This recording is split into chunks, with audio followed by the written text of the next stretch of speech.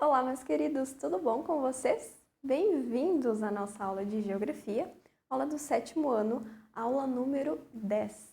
Eu sou a professora Flaviane, não deixem de ter em mãos materiais para vocês irem anotando, tá?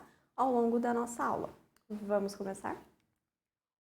Hoje nós vamos conversar um pouco mais sobre a questão do território catarinense, o território em que a gente vive.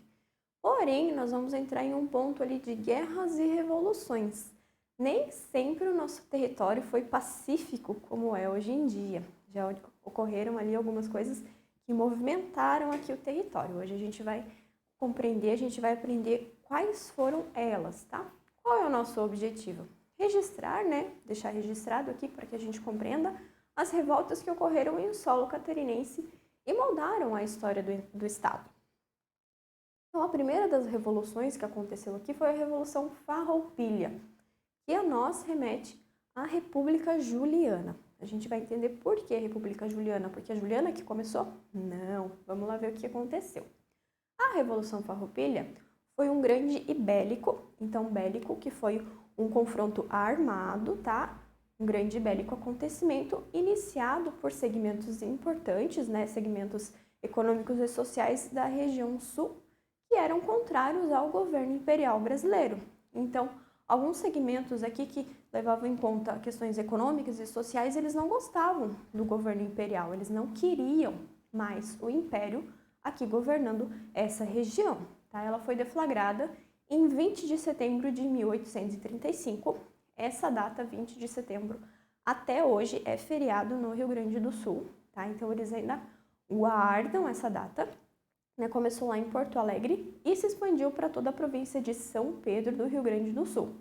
Tá? Então, Porto Alegre foi o centro e se expandiu para toda a província. À época do governo imperial, cada região ela se chamava província. Era província, né, de Santa Catarina, província do Rio Grande do Sul. Tá? Hoje a gente conhece como Estado do Rio Grande do Sul. Né? Se expandiu, né, para todo o Rio Grande do Sul e parte da província de Santa Catarina. Então, a parte que nos toca. Foi o mais longo conflito armado ocorrido no Brasil, que durou 10 anos, tá? De 1835 a 1845, onde os rebeldes ali, né?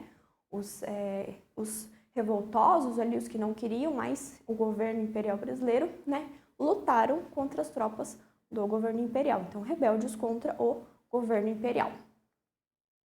O desentendimento pela falta de maior autonomia administrativa e a contínua imposição de nomes para ocuparem o cargo de presidente da província rio-grandense, tá? Que eram nomeados ali pelo imperador, pela monarquia, sem consultar ali os partidos políticos à época, né? Cada província ela tinha ali o seu arranjo político, então não eram consultados esses arranjos políticos ali de cada região para que se desse o nome ali do governador, né, daquela província.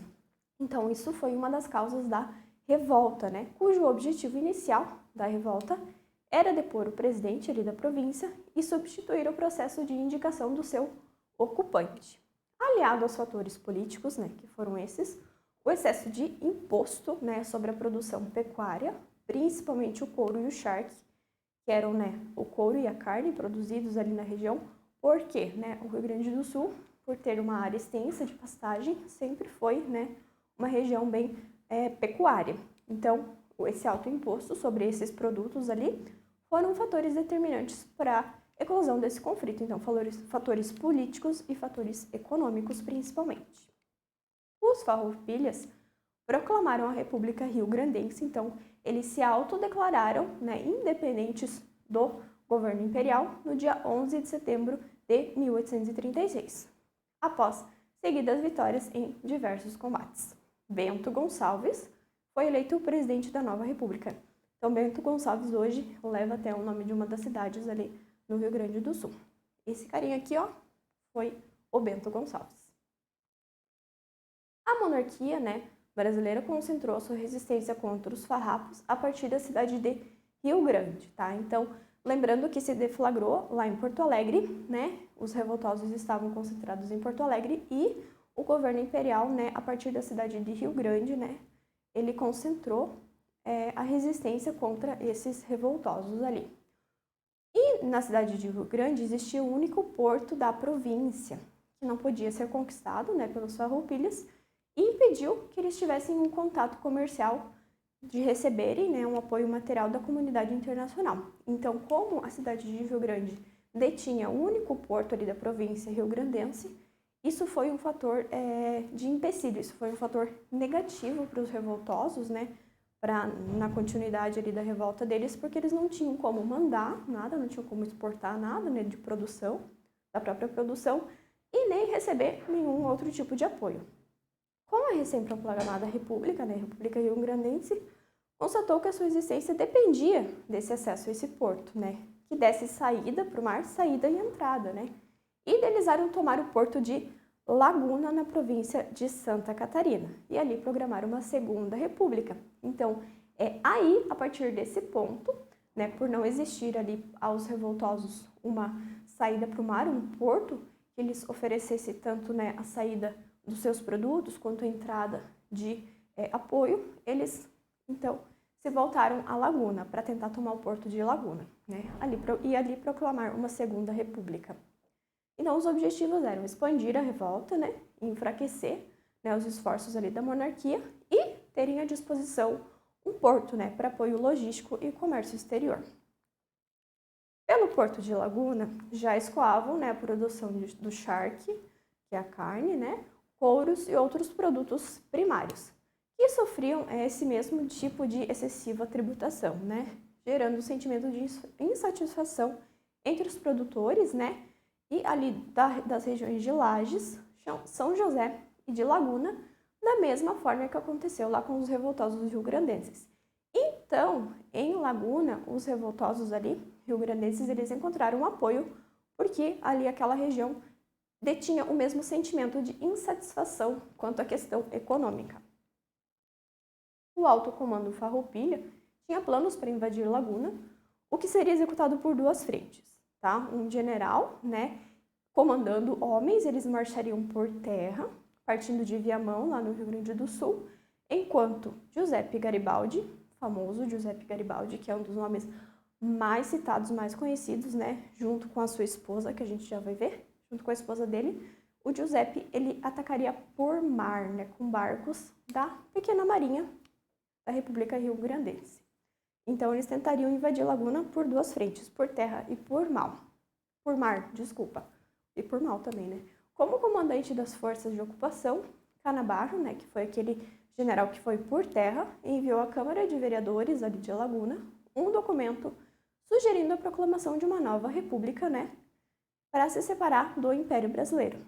Assim, proclamaram a independência do Estado catarinense livre, constitucional e independente, adotando um sistema republicano que passou a ser conhecido como República Catarinense ou República Juliana, por ter sido proclamado no mês de julho, aí que entra a Juliana. Então a Juliana, né, República Juliana, leva esse nome pelo mês em que aconteceu essa proclamação da República aqui do estado de Santa Catarina. Então aqui a gente tem a República Rio-Grandense e a República Catarinense como separatistas de todo o território brasileiro. A extinção da então começou e já terminou. A extinção da recém-criada República aconteceu em 15 de novembro de 1839, quando os revoltosos foram derrotados pela Marinha Imperial Brasileira, na maior batalha naval acontecida em águas territoriais brasileiras. Então, ela foi bem efêmera, essa República Catarinense. Ela começou e logo já terminou devido a essa derrota. Embora, né, a República Catarinense ela tenha sido desfeita e os farroupilhas tenham se retirado de Laguna, um dos coronéis, junto com o Giuseppe e a Anita Garibaldi, né, que era a esposa do Giuseppe, e lutou, né, junto dele, na frente ali, ela lutou junto com ele, realmente, assim, era uma mulher de fibra, permaneceram em território catarinense. Então, essas pessoas ainda continuaram aqui em solo catarinense. Subiram a Serra Geral, né, junto ao Rio Pelotas, então, Serra Geral seria ali indo em direção a Lages, ali. Subiram essa serra, né, e junto ao Rio Pelotas, no local conhecido como Registro do Passo de Santa Vitória. Hoje é a cidade de Vacaria, no Rio Grande do Sul. Então, eles subiram de Laguna, ali passaram por Lages, ali e chegaram até o Rio Grande do Sul. tá? E com apenas 500 farrapos, derrotaram 2.000 imperiais. Então, eles lutaram contra o governo imperial, contra a frota ali, né, de militares do governo imperial, e conseguiram derrotá-los. E tomaram, assim, a cidade de Lages. Contudo, né, já na sequência ali, no próximo ano ali, já na virada do ano ali, eles já foram derrotados ali na cidade ali de Capão do Mortandade, que hoje é conhecida como Curitibanos. Foi aí que a Anitta foi presa. E desde então, né, a partir de então, a República Farroupilha se restringiu somente ao território rio-grandense. E depois de diversos confrontos, né, onde se alternava vitórias e derrotas, eles negociaram um acordo de paz. Então, esse conflito, né, terminou com um acordo de paz, com base em condições estabelecidas pelo Tratado de Poncho Verde. Esse tratado foi um acordo de paz entre o governo imperial e a então, né, República Rio-Grandense. O que aconteceu? Esse tratado perdoou, né, o exército dos revoltosos ali e o incorporou ao Exército Nacional. E todos os oficiais revoltosos não perderam suas patentes, o seu grau, né, dentro do exército. Então foi um acordo muito bom, né, em relação ali aos revoltosos, e eles não perderam nada e não foram presos nem nada, foram perdoados e ainda puderam, né, permanecer dentro do Exército Nacional. O Império assumiu todas as dívidas, né, contraídas pelos farroupilhas e reconheceram o direito das lideranças sulistas ali, né, no caso ali rio-grandenses, de indicarem o presidente da província. Então, mas professora, por que, né, que o governo foi tão bom, né, anistiou todo mundo ali, perdoou todo mundo? Para que não continuasse esse conflito, porque seria ruim. Porque o que aconteceria? Começando um conflito, vários outros poderiam se desencadear, o que já estava acontecendo dentro do território brasileiro. Outras províncias, ali norte, nordeste, já estavam acontecendo outros conflitos nesse sentido. Então, para que se abafasse o caso, isso não virasse uma revolta nacional, era mais fácil perdoá-los do que continuar com o conflito. Aqui a gente tem as repúblicas rio-grandense e a República Juliana, tá? Ó. Aqui a República Juliana, ó, Império. Aqui a época, a gente vê aqui ó, o que hoje seria o nosso centro-oeste, pertencia ao Paraguai. Ó.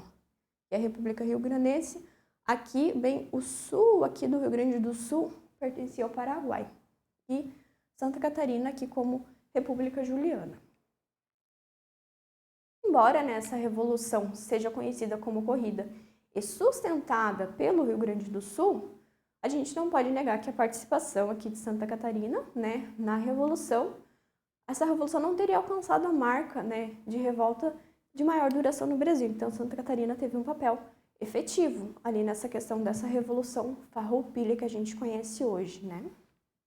Esse aqui é dentro de um museu que tem lá em Laguna, ó. Neste local, há 150 anos, foi proclamada a República Catarinense.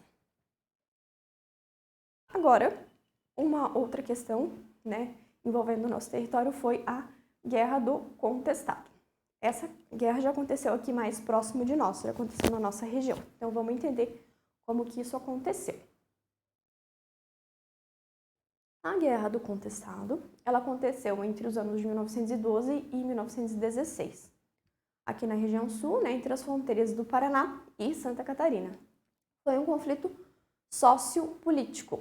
Então, o que é social e político, tá? Causado pela disputa entre esses territórios, né, entre Paraná e Santa Catarina, estava em uma disputa, né? Então, esse é o conflito político e o sócio a gente já vai entender por que esse conflito social também. E por isso recebe o nome de contestado. Por quê?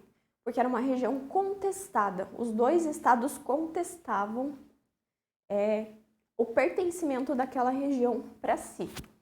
E é considerado o maior embate do Brasil no século XX.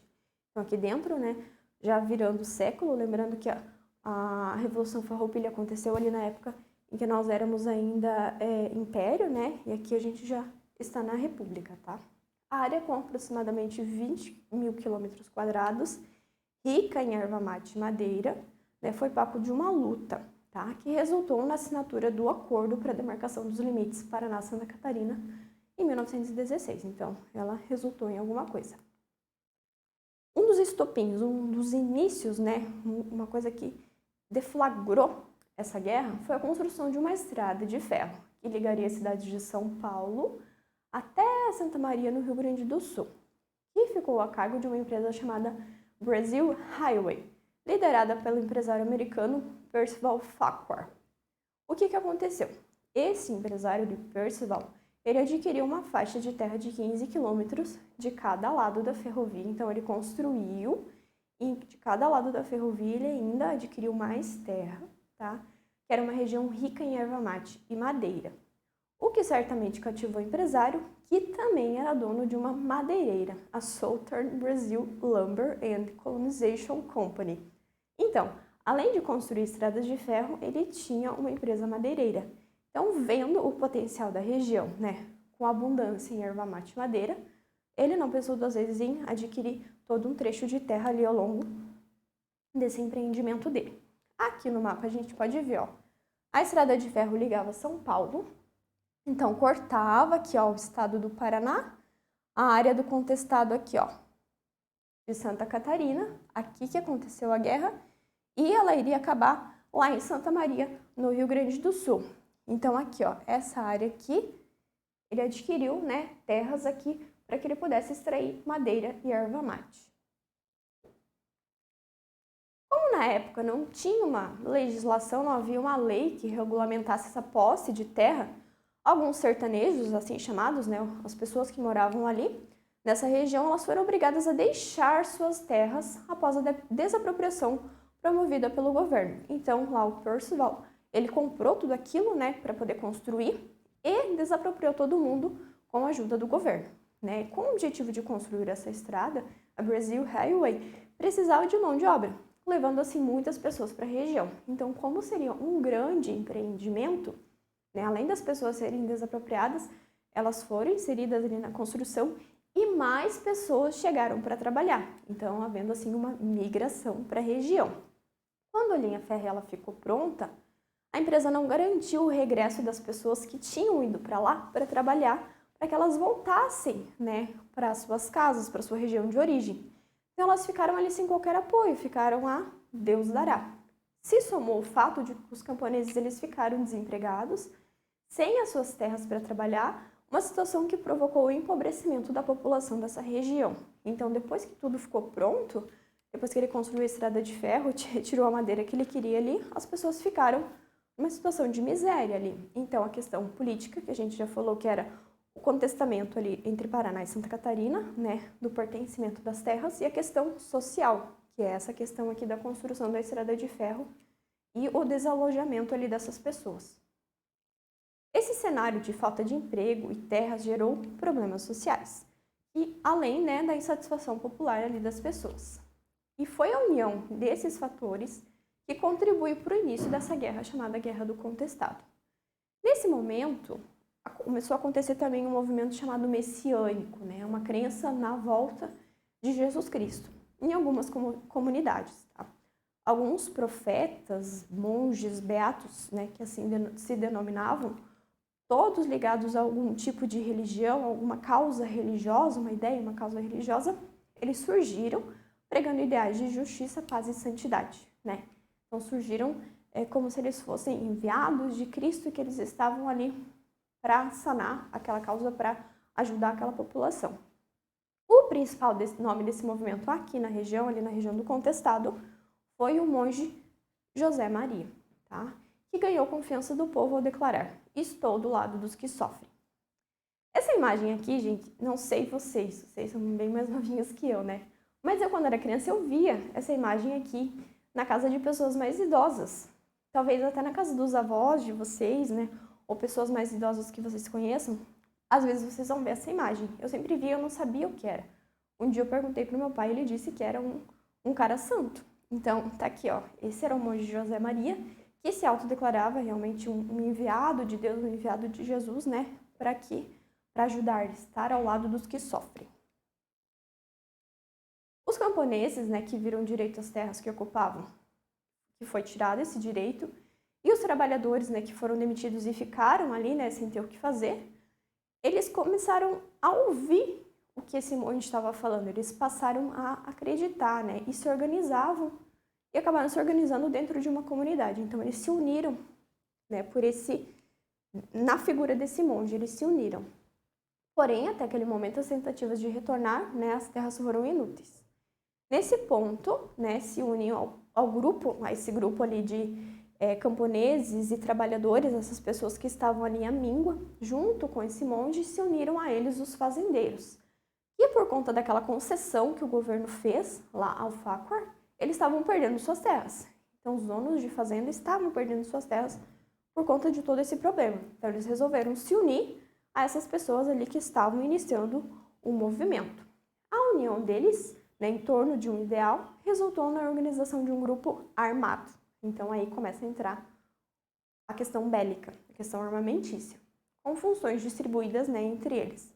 A vida era comunitária, né, locais de culto, procissão, né, toda a questão religiosa envolvida, e tudo pertencia a todos, o comércio convencional foi abolido e só trocas eram permitidas. Então, na verdade, eles viviam ali em um sistema socialista, né? Convidado a participar da festa, né, do Senhor Bom Jesus, na comunidade, né, então, Taquaraçu, que hoje é o município de Curitibanos, o monge foi acompanhado pelos seus fiéis e lá ficou durante algumas semanas, né, atendendo doentes, prescrevendo remédios. Então, ele atendia, né, em questões espirituais, ele passava aqueles remédios caseiros, aquelas garrafadas, esse tipo de coisa, assim, era o que ele fazia, tá? O governo brasileiro, né, enviou para esse local ali tropas a fim de eliminar os rebeldes. Então, o governo brasileiro começou a se mexer, né, para cessar esse movimento ali que estava começando a crescer. Aqui na imagem a gente tem as tropas do governo, a gente vê aqui, ó, os soldados, né, aqui próximos a um galpão ali. Então, as tropas do governo começaram a ser organizadas. E, né, o José Maria, vendo ali o que estava por vir, o que ia acontecer, vendo toda aquela movimentação, ele partiu. Ele saiu ali de onde ele estava, que então, né, até então era Curitibanos, e foi para o município de Irani, né, com todo aquele povo lá seguindo ele. Nessa época, Irani pertencia a Palmas. É uma cidade que estava na jurisdição do Paraná. Então, até então, né, Curitibanos estava para Santa Catarina e Irani um pouco mais à frente pertencia ao Paraná.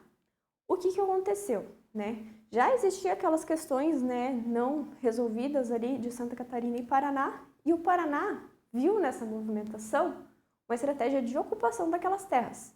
Então, o Paraná pensou, opa, Santa Catarina tá invadindo nossas terras, né? E aí, o Paraná entra nesse conflito mais uma vez. Já tinha uma questão mal resolvida ali entre eles, viu? Até a prof ficou nervosa. Uma questão mal resolvida entre Paraná e Santa Catarina, e o Paraná pensou, Santa Catarina está invadindo, o que a gente vai fazer?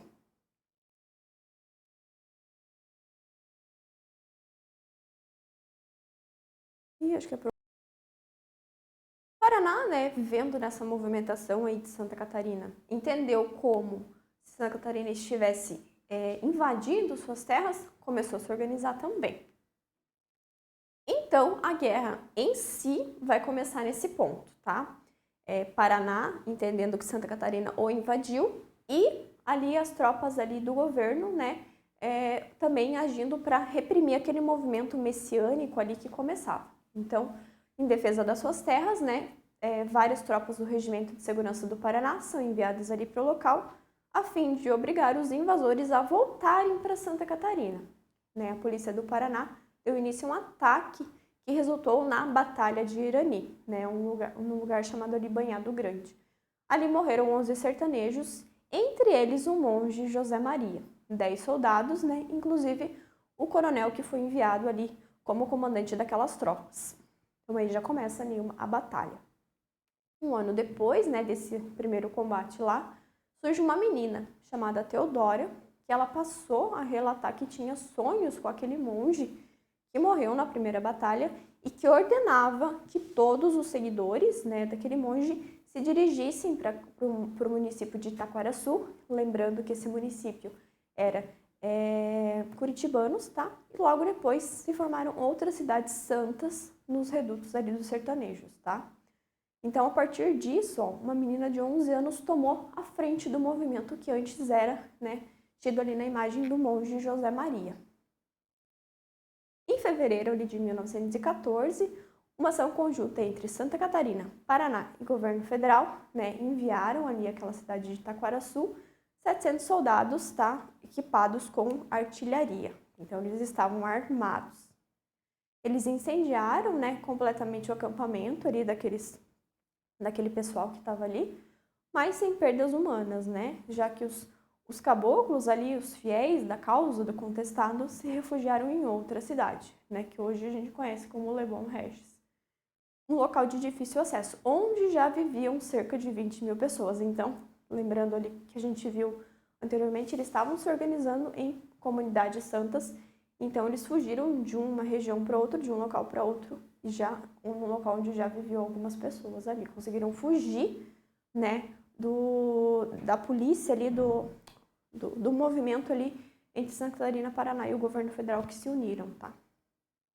Os embates duraram 4 anos ali, como a gente já tinha visto no começo, envolveram os sertanejos do Planalto Catarinense ali, desculpa, que é Lajes, Curitibanos, Campos Novos e Canoinhas, então aqui por isso que pega bem pertinho da nossa região aqui, e os arvateiros dos vales dos rios Iguaçu e Negro, Rio e Negro ali, que até que pega a região de Mafra, contra as forças militares do Exército, né, além, né, dos policiais ali de Santa Catarina e do Paraná. Então foram essas pessoas que entraram em conflito armado na região ali do contestado. Em 1915, né, foi um ataque decisivo contra o reduto de Santa Maria, no qual cairia em 3 de abril. Alguns fanáticos, né, alguns religiosos ali daquele grupo conseguiram escapar, né, e formaram outros municípios ali, outros redutos, mas que foram aniquilados, né, pelo governo. O confronto deixou um saldo de 5 mil mortos e feridos entre os caboclos ali, entre as pessoas que estavam em torno daquela causa. O último líder, né, Deodato Manuel Ramos, foi preso em 1916, o que marcou o fim da Guerra do Contestado. Então agora vamos dar uma olhadinha aqui no mapa. Ó, a região amarelinha aqui é a região disputada por Paraná e Santa Catarina, que é essa região aqui, ó. A região da Guerra do Contestado foi aqui que aconteceu, que se concentrou a Guerra do Contestado. E aqui são as localidades onde não é revoltosos, né, os fiéis. Os fiéis estavam concentrados aqui. Então, ó, entre Canoinhas, Campos Novos, então toda essa região aqui, ó, fica até próximo aqui da gente, tá? Por isso que muitas vezes a gente vê aquela imagenzinha, como eu falei, do José Maria. Então foi isso, pessoal. Hoje a gente viu que o nosso território nem sempre foi pacífico, né? Como a gente já comentou, já ocorreram alguns movimentos ali dentro dele. E é importante que a gente conheça, porque faz parte da nossa história. Não deixem de fazer as atividades, não deixem de revisar aqui as nossas aulas e nós nos vemos no nosso próximo encontro, na nossa próxima aula. Tchau, tchau!